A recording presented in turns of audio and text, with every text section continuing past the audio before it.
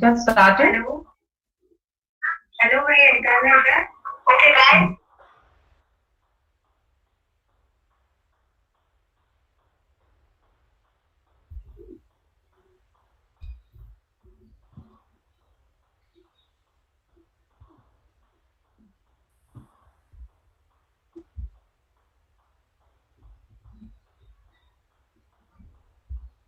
Yes, Manali. Manali, I think you can start now. Okay, ma'am. Okay. Hello, everybody. Is my voice audible? Yes. Okay. So, hello, everybody. A very warm welcome to each one of you. Team Atha is delighted to have you all in this webinar today, and we hope to deliver quality work in terms of knowledge with you. My name is Manali Kulkarni, and I am the host for today's webinar on psychological first aid. I am currently pursuing my master's in clinical psychology from Mumbai University, and I have completed 30 hours of intensive practical and theory training in rational emotive cognitive behavior therapy from Atha Center for Psychotherapy and Training. So before we begin with the webinar, I would like to introduce Atha and our speaker.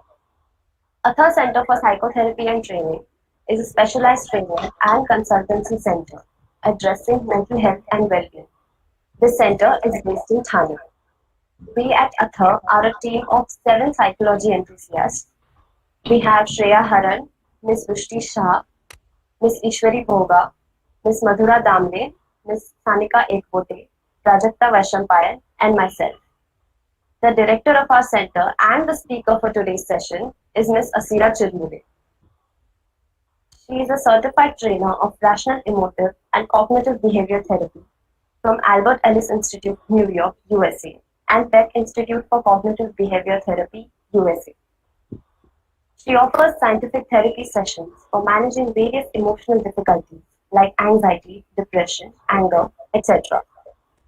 She has conducted more than 150 workshops and training programs for mental health professionals, psychiatrists, social workers, special educators, students, and general public. And under her mentorship, we have all come together with our community mental well-being project, wherein we are celebrating the entire October as the Mental Health Month. And we bring you a package of 4 free webinars, one of which is the one that we are conducting now, on the topics of Suicide Prevention Toolkit, Toolkit for Managing Stress at Work, and Living with Uncertainty, which are on the 18th, 25th, and 31st of October respectively. Please do check out our Instagram page, Atha Psychotherapy, for more details. These webinars aim to enhance and spread awareness about mental well-being for the community. So we shall begin with today's webinar. So please note that this webinar is a community-based first aid and is of an informative nature, and it cannot be substituted for a training on psychological first aid or professional help. If you would like us to conduct a workshop on developing psychological first aid skills in detail, please do let us know in the chat box.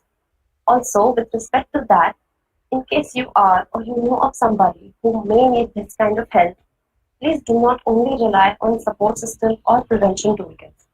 Please consider professional psychological help in such a case. And before beginning, I would like all our participants to let us know in the chat box what they think or what they know about psychological first aid. So I would really like all our participants to give in their inputs on what they feel psychological first aid is in the chat boxes. So first, I would like to begin by defining what psychological first aid is. In simple terms, it can be the immediate psychological support which is offered to anyone after they have experienced a crisis. It is a supportive and a practical assistance to fellow human beings who have recently suffered from a stressor. Often, we imagine injuries as something that is easy to be seen and easy to fix. While treating someone's physical wound seems like the most important way a first responder can help, there is also a lot that we can do to help the person's mental health, especially during and right after the person has experienced a traumatic event. We need to understand that treating emotional impact from responding or experiencing a stressful event is as important as the physical first aid physical first aid we practice. Crisis is something that is inevitable. We can all face crisis or a traumatic event at any point in our life. Some crisis is large scale which affect the community on the whole, and some are small that can only affect the individual on the individual level. How people respond to crisis also varies from person to person. Some people adapt to it faster than some others. Every reaction being valid. In such a case, psychological first aid can benefit to all, any person who has been through a stressful event or a trauma. Most people go through the stages of grieving after a trauma where they have incurred a loss. People often experience denial, anger, bargaining, depression, and then acceptance, which are the stages of grieving. Since psychological first aid is the immediate help which is provided, most responders most responders deal with people who are. Manali, Yes, ma'am. sorry to interrupt. Can you just adjust your mic and probably just check whether some participants are saying that your voice is cracking in between. Just adjust your mic. Thank you. Okay.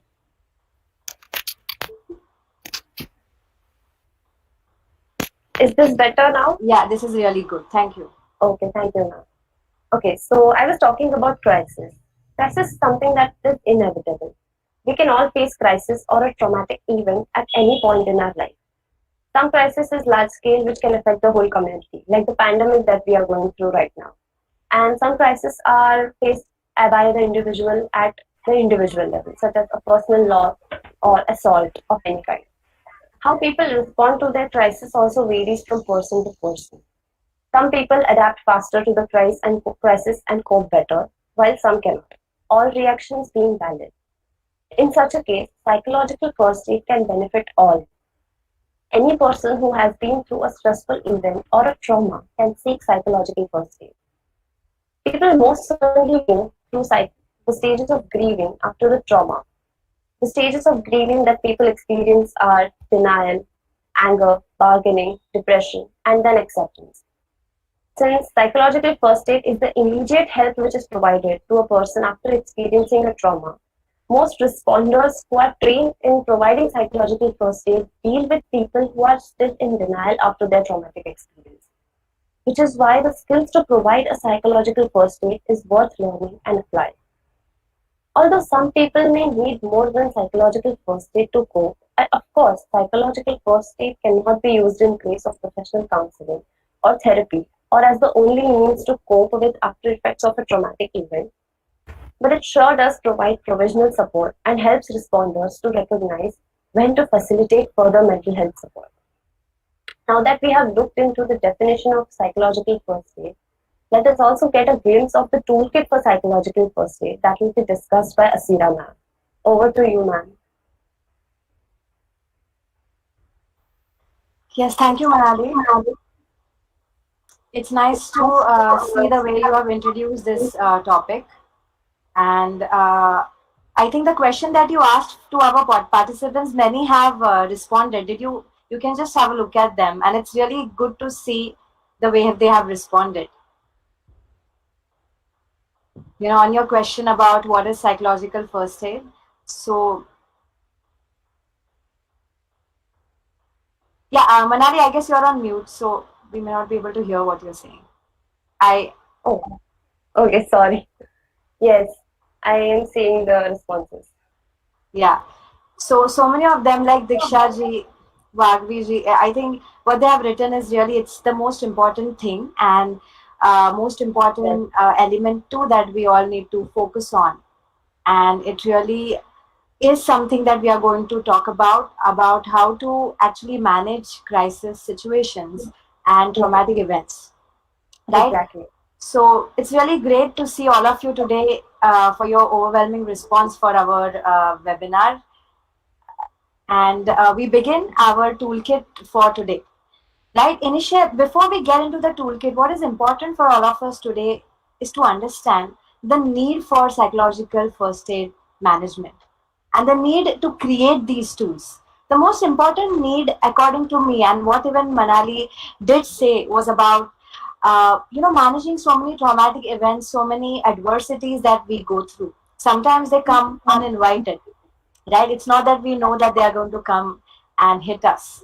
Sometimes they are so uncertain, right? So it can get very, very difficult sometimes to manage to go through these emotions, right? So it is very important for all of us, not just for individuals, I would say, but I would also say probably for communities, for societies, for countries, and for the world to come together and introspect on this topic, psychological first aid. And today's main motive of this webinar is to give you some understanding of the tools. It is actually a very comprehensive toolkit. We'll actually have to take and invest a lot of time in training individuals into psychological first aid, which definitely we do not have so much time for today's webinar, but we are going to talk about how to build these tools. So 3 things I'll highlight first. Today's psychological first aid is from community-based angle. It is not from a professional training angle. So when I talk about community-based angle, what I'm going to highlight today is the 3 A's. So psychological first aid can be defined in 3 A's. The first A is, what we say, availability. When we are providing care to someone in the form of psychological first aid, we are actually looking at being available for these individuals. And that's why the first important factor is your availability, your presence. Are we really present for each other? We'll have to see that. That's first. Second, I would like to highlight is assistance.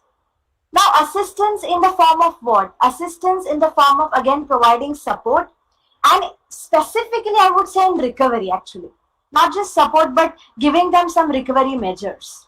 So assistance in terms of recovery, then you have availability in terms of your presence. And the third important factor which I would like to highlight is access to coping measures. Individuals today need to have access to coping strategies and to resilience mechanisms. How to build resilience in community.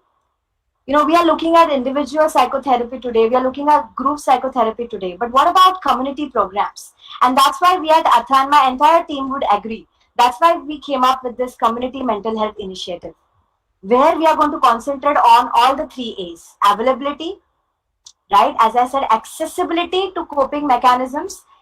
And third is, giving them, which I tried to highlight was assistance in terms of recovery. Providing them the recovery measures. That's something which is important. So today's psychological first aid kit is from a community angle. So I'm going to actually facilitate continuous care and support. How can we give that? What are the simple strategies that we can look at? So we have come up with this toolkit. When I say toolkit, it's a collection of strategies that is going to help you to spread the word about psychological first aid. It will also equip you to understand it in short. And this toolkit concentrates on 3 C's. I told you psychological first aid is about 3 A's. Now this toolkit that I'm going to present to all of you is concentrates on the 3 C's, which is providing care, providing compassion, and providing coping mechanisms. Care, compassion, and coping. And as I told you, we have only 45 minutes for this webinar. So I'm going to just give you a glimpse. If anyone is interested to get trained in psychological first aid, they can definitely write to us on our email address, which we will share. And we can create training programs too. But today's webinar is more about the glimpse, giving you a glimpse about it. So this toolkit, I'm going to present it in the form of an acronym. Now, what is that acronym? That acronym is known as the survival kit. That is for your for all of you all to understand. The survival kit. The 3 C's, Navita ji, which I said were care, compassion, coping. These are the 3 C's that I highlighted. And the acronym that I'm going to present right now is known as the survival kit. Now this acronym itself will tell you 3 points, that there is a kit, means there is hope, there is a toolkit available to all of us to manage our mental health concerns, right? Survival means what? That we are going to learn to endure mental health concerns. or emotional distress that we go through, like anxiety. In today's time, we see we are all struggling with uncertainty too. How to digest uncertainty is something which is also very important for all of us to know, right? So let's begin. So the T stands for, yeah, thank you, Madhura, for your reply. And I think Madhura is going to help you with your questions if there are any on the chat. Now, the T here stands for take part in active listening. Now, this is very important. This is the first step for equipping yourself with a first aid. I remember when Manali and me were having a conversation, she actually used a metaphor. Manali, you did use one metaphor, right, to help our participants understand what is psychological first aid. What was that? Can you tell them? The medical first aid one? Yeah, the medical first aid. Yeah, exactly. So when we were trying to explain what psychological first aid is, I think the best way that we can tell it to our participants is that it's exactly like what a medical first aid is. You will not substitute a medical first aid for actual medical treatment, or you will not even substitute it for medicines or your actual medical care. And medical first aid is not something that. Right, Sorry, right. Nanda. No, Yes. I got you. Yes. Exactly. So it's the same, but it's with your mind. It's for your psychological health. It's for your mental health. Right. So that is what we were discussing. Right. So the medical first aid is a very good metaphor, which we will need. And for medical first aid, we need some, important ingredients which need to be there by the table.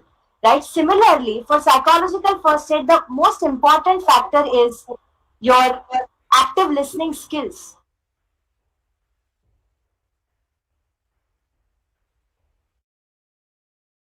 That you're just being, you're just pretending to listen to someone, but it's more about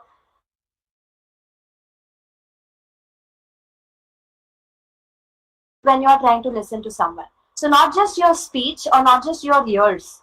Active listening actually talks about, it talks about different facets about listening. So the first thing that I somewhere read and I really liked it was it reflects both the task and also the responsibility of the listener. So it's the task where we have to listen, and also it is responsibility, our responsibility to express to them and to actually be there for them, not just by speech or by just hearing, but your entire body language also needs to communicate that you are there in the process. Attentiveness can also be communicated through your eye contact, through maybe the use of touch at times, through maybe the space. It's very important to maintain physical distance also with individuals who are going through emotional distress. Sometimes, we might try to go too close to them. We think that maybe that's the best strategy, but individuals may not prefer that at times. So you need to assess that, right? So I said body language. I also talked about eye contact, maintaining a good space, physical distance. And the most important here is time, giving them your time. Not just saying that I'll be there, but actually giving them your time. The commitment of time is the most costly commitment, I would say. It's very costly to get someone's time here, right? And that's the first part. Take part in active listening. Manali, just reply to me if is my video not clear? Dishika ji is having No, some. it was getting stuck a while now, but now it's clear. Yeah. So it's clear now, so that's good. Yeah. Now the next step here, the H here is have self-confidence and demonstrate calmness. So when you're providing psychological first aid to your to your community, or maybe to individuals who are suffering from emotional distress, you need to believe in your capacities to provide that aid, whatever it is, even if it is just listening. It's very important to believe in your own capacities and trying to build that kind of capability too. I said the H is have self-confidence and demonstrate calmness. Believe in your capacities that you can provide help. And to believe in yourself, you just need to start somewhere. So I hear a lot of people telling me, I'll probably do this after my master's, or I'll probably do this after I do some, after I get more qualified training. Good, keep up the training work. But Start somewhere. You can even provide care to your family and friends to begin with. So believe in your capacity is one. And second, demonstrate calmness. Now, calmness where? Calmness when you are facing adversities, when you are going through real troubles of life. It's very easy to get hassled, right? It is very easy, probably sometimes, to lose your control. And I know it is tough too, but it is important to demonstrate that equanimity, which is calmness. Means what? Calmness can be communicated when you give your best. One. And second, when you are able to prepare yourself for limitations. So, in two ways, you can build your calmness. One is make a commitment to self that I'm going to give my best regardless of what happens. One. And second, I said, prepare yourself for some certain obstacles. I remember, one of the community programs, and we were talking about psychological first aid, and some individuals asked me that, there are some people generally who are in emotional distress, they have difficulty trusting. So no matter how much I do for them, sometimes they still keep telling me, I don't trust you. You know, like I'm giving my best shot, but still I sense that they have difficulty trusting. You know what is important here? To remain calm in such situations. Because individuals who go through emotional stress, they will have difficulty trusting at the start. It is very, very natural. So rather than getting tensed about it, it is very important to be concerned but calm. So 2 points. One, I told you, which is take part in active listening. The H I told you is have self-confidence and demonstrate calmness. Let's look at the E. The E here stands for engage with them. Them means individuals who go through emotional distress. Engage with them through your presence. I did mention this to you at the start. The most valuable asset today is your presence. Are we ready to give our presence to others? Now, when I say presence, it means that you are actually with them, not just through words, but through actions too. There's a beautiful quote, which says that few delights can equal your mere presence. Your mere presence can be so powerful at times. I remember one of the stories when one individual went through a very, very terrible loss. He lost his friend in a car accident, and his family and friends came to visit him. It was, I think, 5 months or 6 months past the entire incident. Still, this individual was feeling very, very guilty that I was not able to save him. I couldn't get him to the hospital on time. So many thoughts he had. And he was going through a tough time. So one of his friends came over, and the entire conversation, there were not many words, but just the presence. He just said one thing, that I am here with you. You tell me anything and everything if you want, but I'm going to be there. And he just was there with him. And that was enough for him. Right? And that friend, he wrote to him that, sorry, I couldn't talk to you anything. I was just there. This friend told him that that was the best thing that you did, that you gave me your presence. And this is important. Engage with them through your presence. And that's a very different way of connecting. Manali, do you agree with me? This kind of connectedness, isn't it very powerful? Yes, totally. Ma'am, your voice is breaking a little bit. So, Okay. Right? I just hope now it's not breaking. People who are listening to me, I'm Chetna, ma'am. I can see you. So can you just tell me like this if my voice is good? Okay, you can hear me, right? Good. So you just guys do like this if it's clear. So I'm sure about it. Thanks. Thank you so much. Right. So presence is a way of being, I was saying, just connecting with them. And doctors and nurses today, what they are giving most of the time, obviously the medical assistance and the expertise they have. But I've seen so many doctors and nurses just being there for the clients, just being there for the patients. Sometimes medical help also may have its limitations, but your presence will not have any limitations, right? Just your presence. So that's very important. Now the next one. So we completed the THE.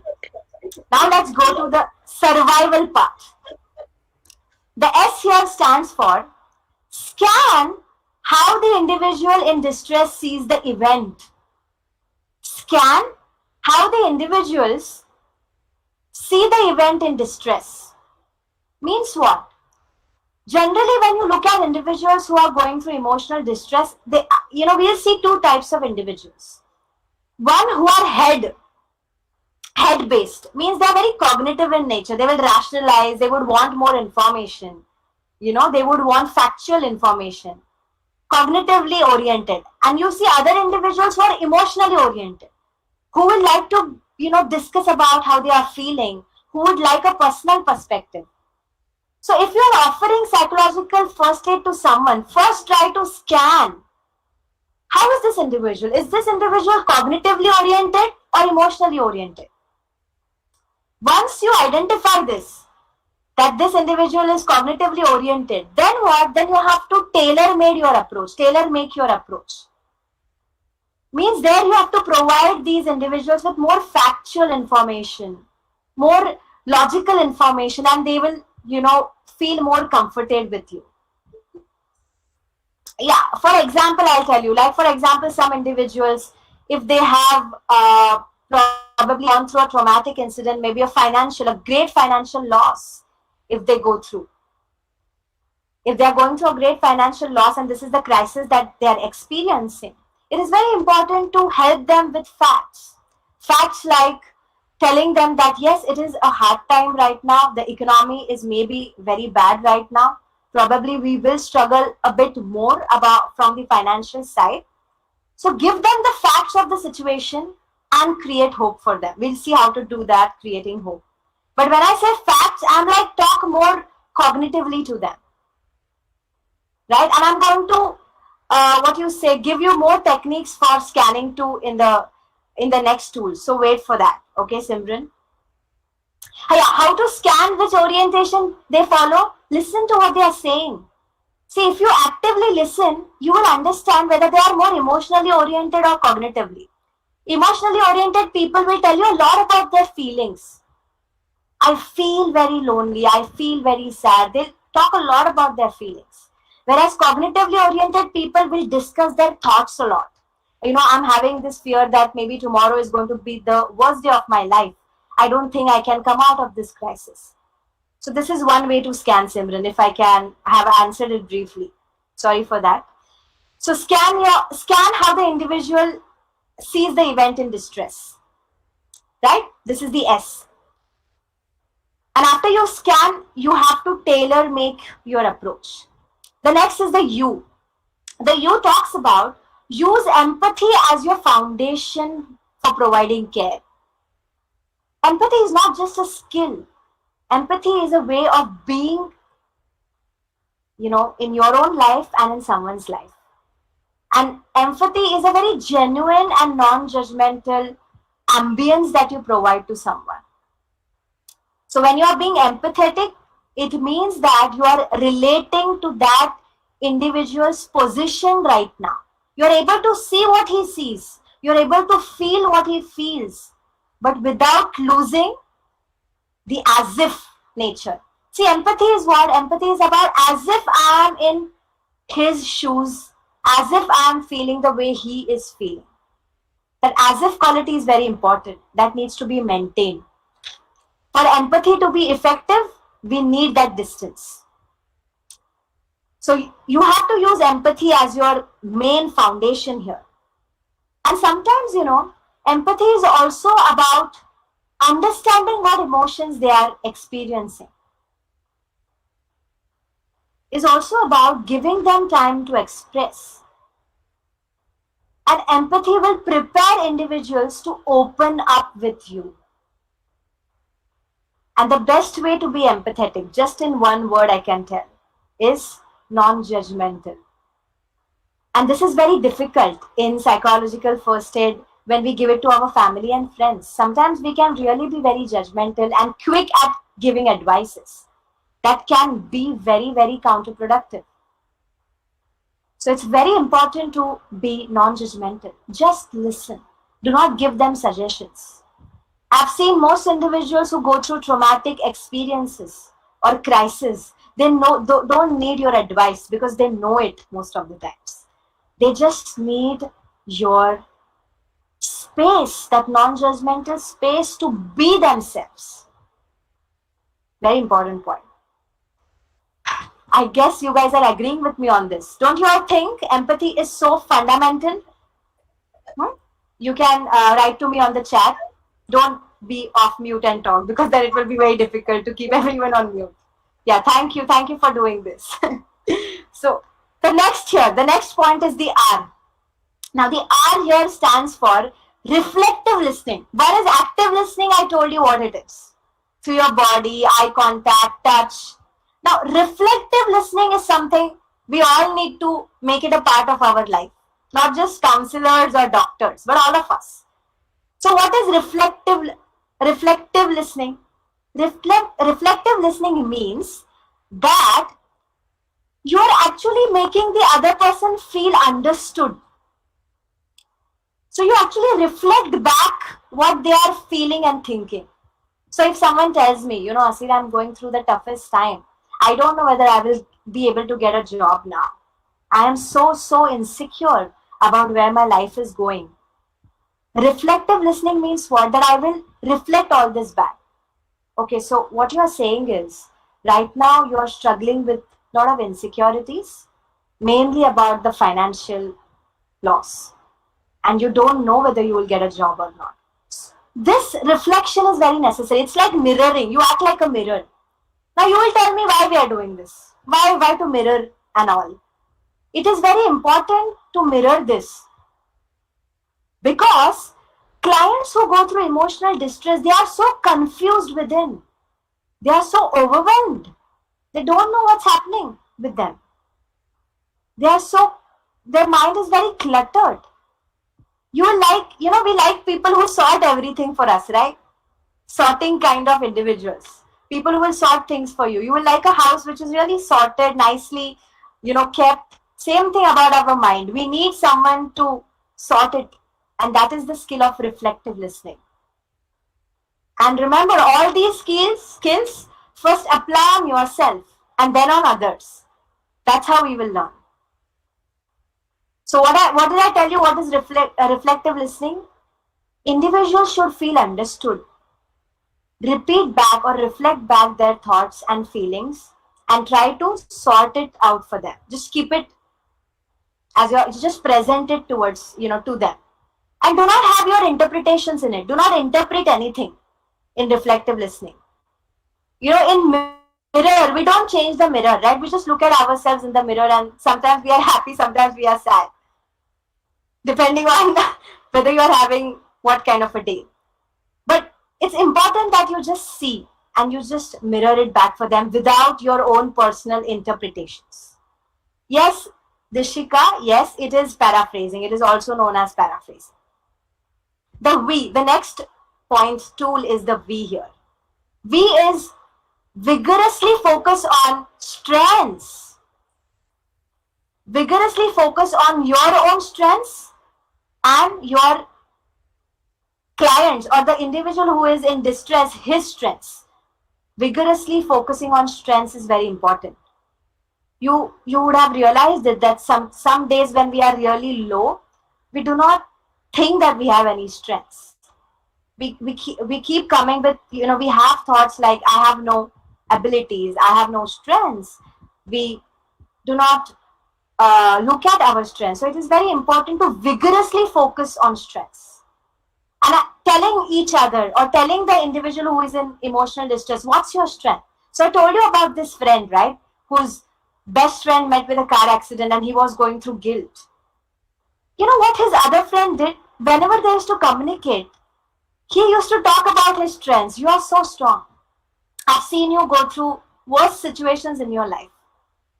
And just see how you have gone through them. It's been a tough ride, but you have endured it. You are the person who walked through it and who walked out of it. It's very essential sometimes to tell strengths or to vigorously focus on strengths.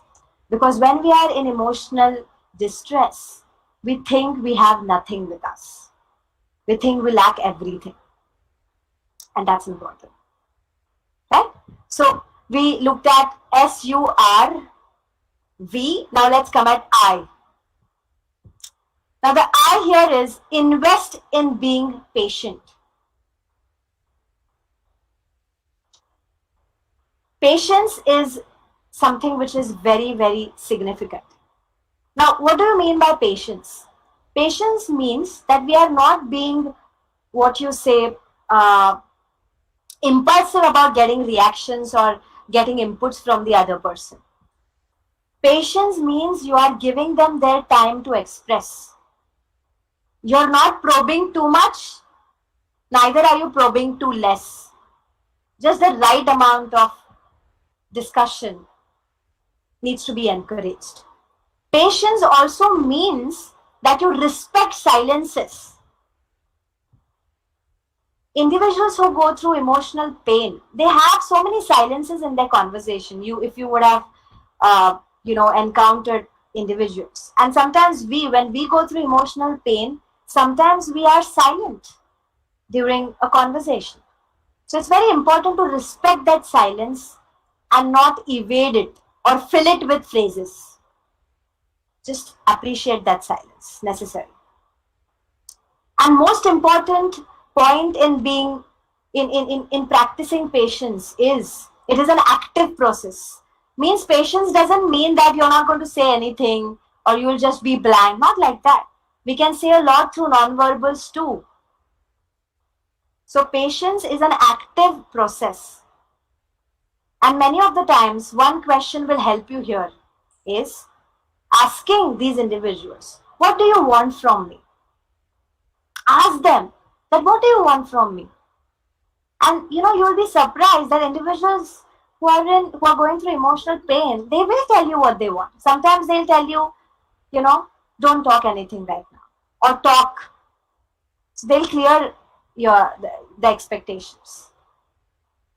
Right? So invest in being patient. The next is V again, which is venture into providing information about what? About mental health concerns. About how mental health concerns can impact them. I'll say it again. Venturing into providing information to individuals about how mental health concerns can actually impact them means what? Means it is very important to discuss with individuals who are going through emotional distress about what to expect from depression, about what to expect from being anxious, about what to expect from being guilty. Telling them that, what, I think sometimes you might feel like giving it all up.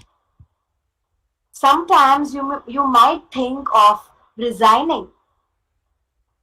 Sometimes you might feel like not eating, or you will have disturbed sleep, or you will have bad dreams. Right? It is very important to tell these individuals what to expect from these mental health concerns because this is so new for all of us. Mental health is something which is still, I would say, it's great that we all are taking efforts to know about it. So I can see a lot of hope for mental health. But it's necessary to inform what are some of the impacts of mental health concerns.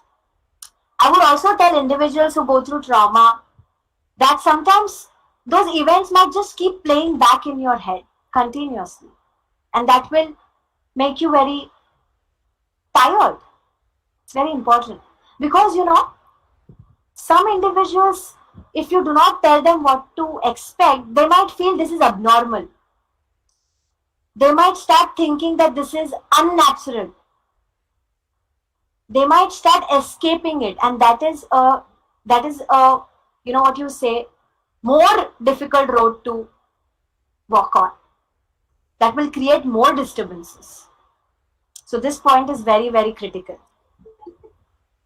Venture into providing information about how mental health concerns impact individuals.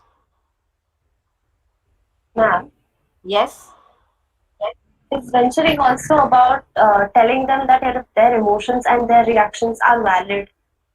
Yes, I think that's a I good think that's point. really important.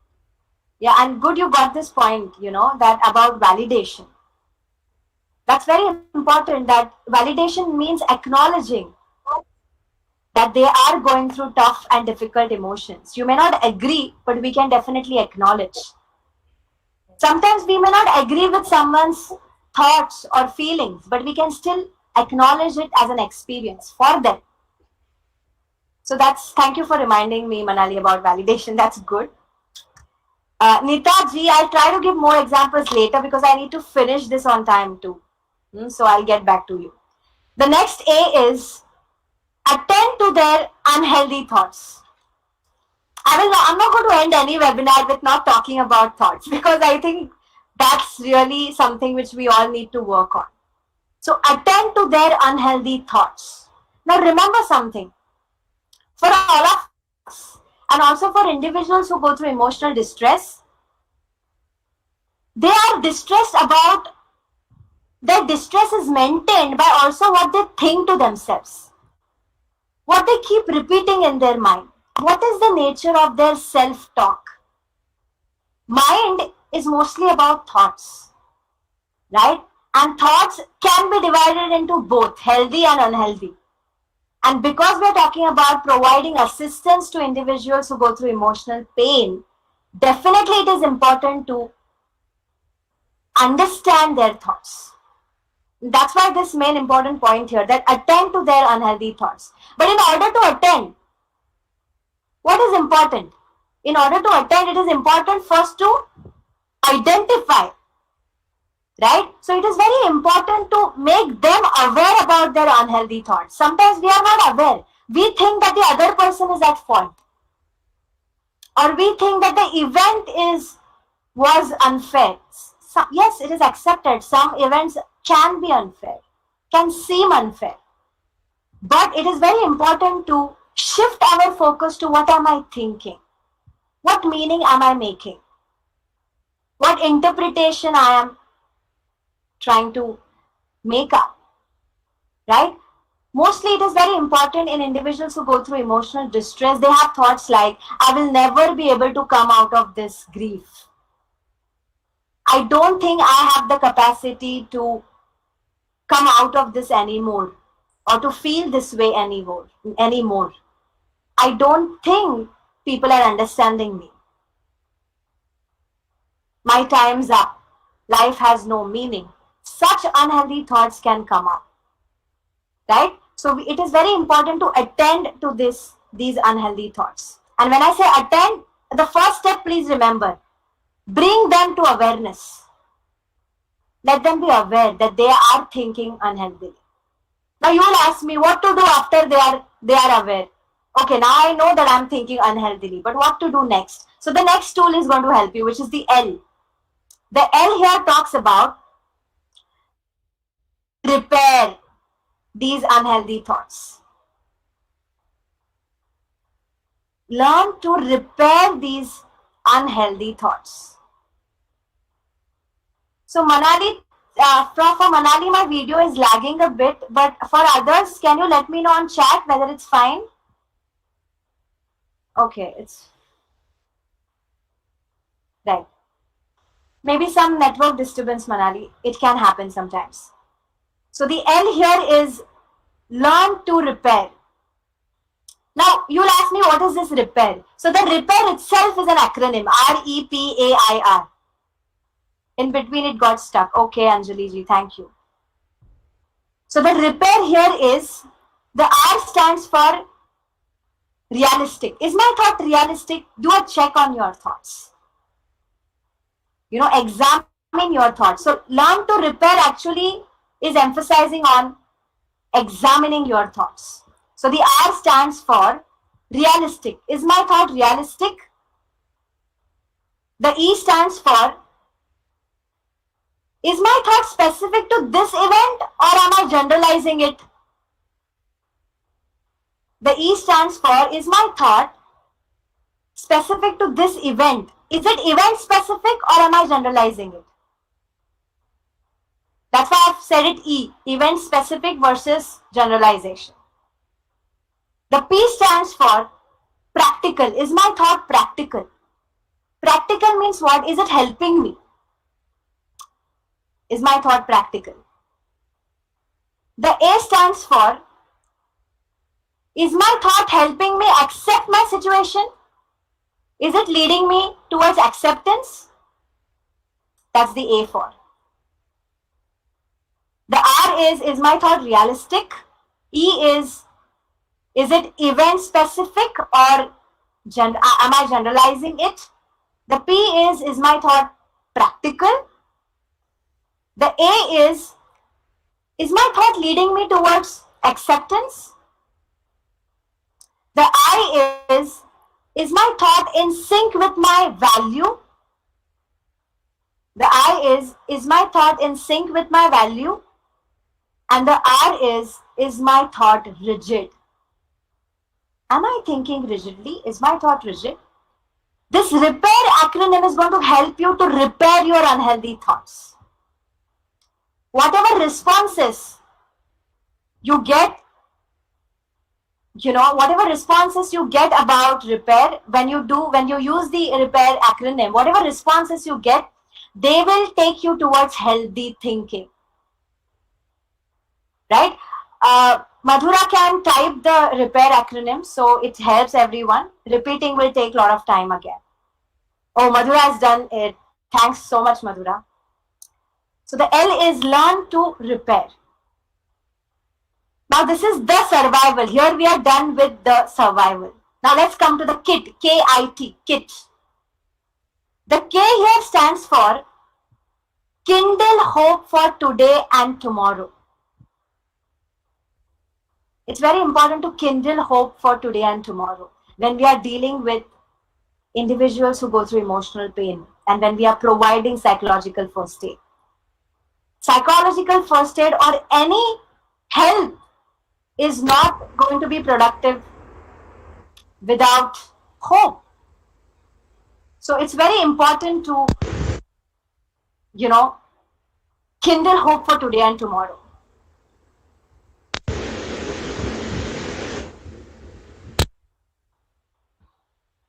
Right. So when I say kindle hope for tomorrow, hope about what? Hope about a new moment, hope about a new future, hope about a new lifestyle, hope about recovery, hope about getting through this tough time.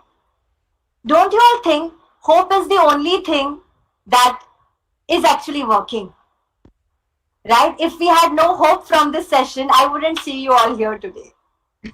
I think hope got us together today, right? If you had no hopes from Atha, we wouldn't have met here. If we wouldn't have hope about community project Manali, we wouldn't have maybe started it. What do you think about hope? Exactly. It's a very strong emotion. I mean, hope can help a lot. Right. And hope gives a lot of inspiration too. So it's one thing that came to my mind was hope is nature's therapy. We are doing our own therapy here, but the nature's therapy is hope. No action can be taken without hope. Hope for being able to help each other, hope for being able to heal and being able to take new risks in life. I think hope also keeps people going and keeps them focused on achieving the things that they want, with the hope that they will achieve it some or the other day. Right, and I really like that statement that you said, that hope keeps us going.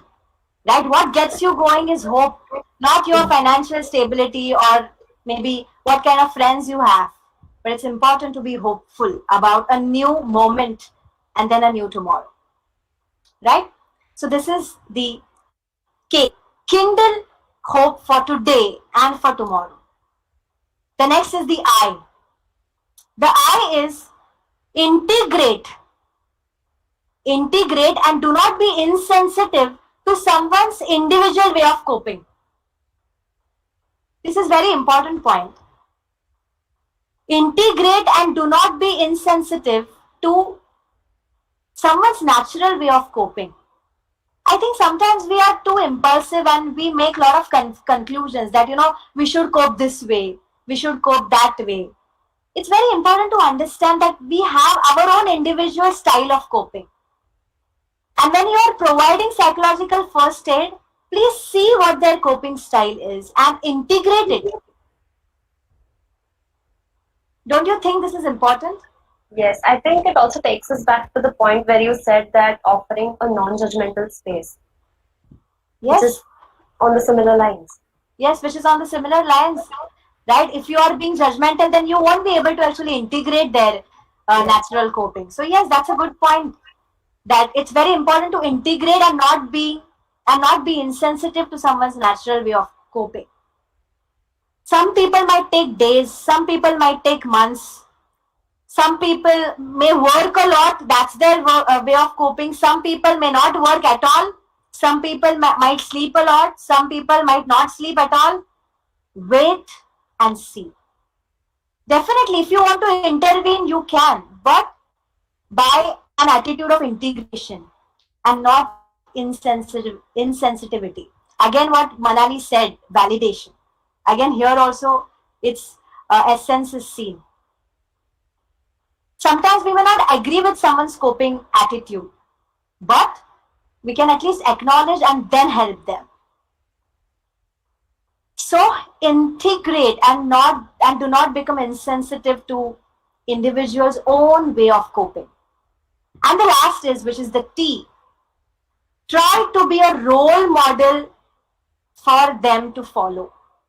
In psychological first aid, this is very important. If you are offering aid to someone, they will see the way you deal with your own adversities. They will see the way you deal with your own emotional pain and distress. And I think we all learn mostly by seeing others. Social learning, right? Modeling. So try to be a role model to them. And I know this is the toughest point, that's why I've kept it last. But it's very important to think about this point. And Manali, I think you would agree, you're studying psychology. You would agree, right? So many things we learn in psychology, but it's so difficult to follow when it comes to one's own life. Right? So try to be a role model. Means what? Do not be critical of your failures. There also, give yourself time to integrate. Walking the path really is very difficult. Or walking the, they say, right, walk the talk. It's very difficult to walk the talk, actually. Right? And I think we all should make that attempt. Not just individuals whom we are helping, but it first starts with us. So these are reminders to ourselves also that we need to practice what we preach. Yes, we need to practice what we preach. And it can be difficult. The road can get very difficult, but keep the hope going, as she said, right? That will get you going. And you know what? One quote I remember here is, if they can see it, they can be it. If you can see something, you know that, okay, I can achieve that because it's reality now. Therefore, let's all of us, the way we have come together, such an excellent contribution from all of you. The way you have come together today, 110 individuals. We have come together for community mental health, for integrating mental health in daily life. Let's try to walk the talk. Let's make this attempt. And I'm sure we will someday reach that place where we are somewhat better than today. Hope keeps us going. Hope keeps us going, right? So this is my short attempt to give you this tool, which is the survival kit. Someone asked me, what is the source? The source is so many therapies that we have learned. Probably my main specialization is CBT, IRBT, and acceptance and commitment therapy and mindfulness. So these are the sources from where I thought about these tools. And I would not forget to thank all of you here. If you have any feedback for us about this session, do write to us. We'll be more than happy to integrate.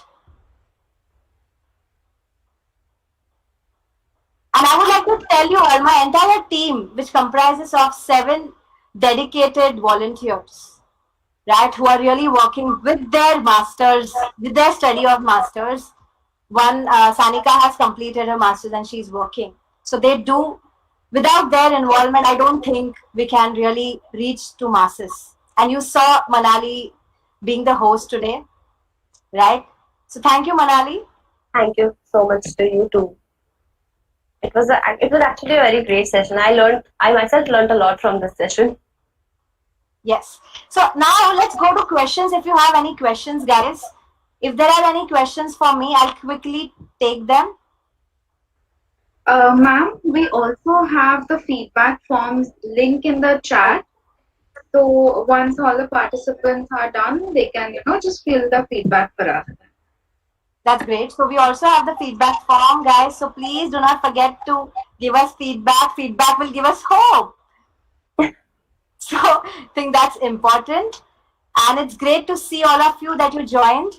You can send our YouTube live stream link to all your friends and family about the same webinar that you were able to be a part of. Right? And you can write to us on our email address, which is athapsychotherapy@gmail.com. If someone can just type that out. Yeah, you can connect with us there. And if you have any questions, I am there to answer right now.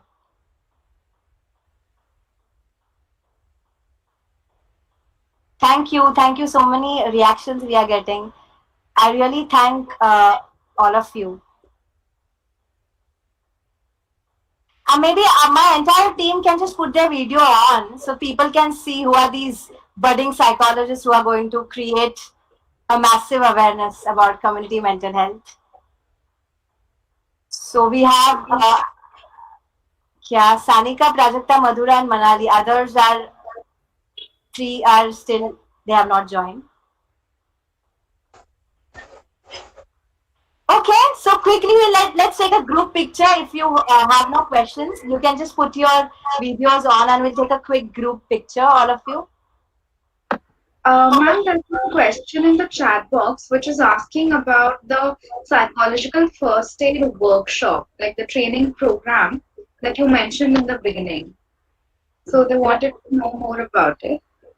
Right. I had this plan that we will take a training program maybe for 4 hours or something on psychological first aid because it's so important. We'll keep you updated.